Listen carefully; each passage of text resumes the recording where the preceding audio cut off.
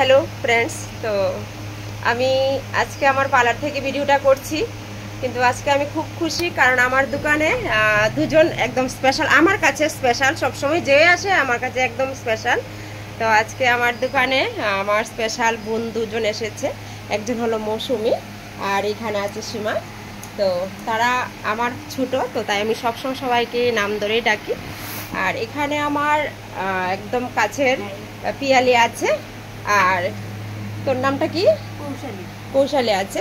ওদের তারা দুজনের কাছ থেকে আমি সবসময় আমার লিলিয়ামের প্রোডাক্ট আনি, আর খুবই ভালো। আর এখানে তো কি বলবো, মৌসুমীকে আর সীমাকে দেখে তো আমার খুব ভালো লাগছে।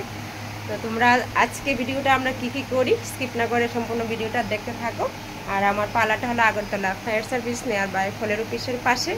অবশ্যই যে কোনো কাজে তোমরা আসতে পারো, আমি এই কথাটা এই ব্লগে কইয়া দিছি, কিছু খারাপ পাইও না। তো ঠিক আছে, খুব খুশি। হাই সীমা, কেমন আছো? হাই মৌসুমী, কেমন আছো? ভালো আছো? তো আচ্ছা ঠিক আছে। আর এখানে hi Piyali, hi hi Kaushali. ঠিক আছে, চলো। তো আমরা সবাই মিলে অনেকক্ষণ গল্প করে নিলাম। তো এখন গল্প গুজব করার পর বেশি কিছু খাওয়াতে পারিনি, কারণ টাইমটা শর্ট ছিল, আর মৌসুমীর শরীরটা বেশি ভালো ছিল না, অন্য কোনো কিছুই খাবে না।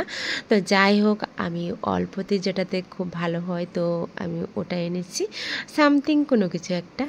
তো খুবই ভালো লাগলো ওদের সঙ্গে একটু সময় কাটিয়ে, কারণ কাছের মানুষদের কাছে পাওয়া অনেকটাই ভাগ্যের কথা।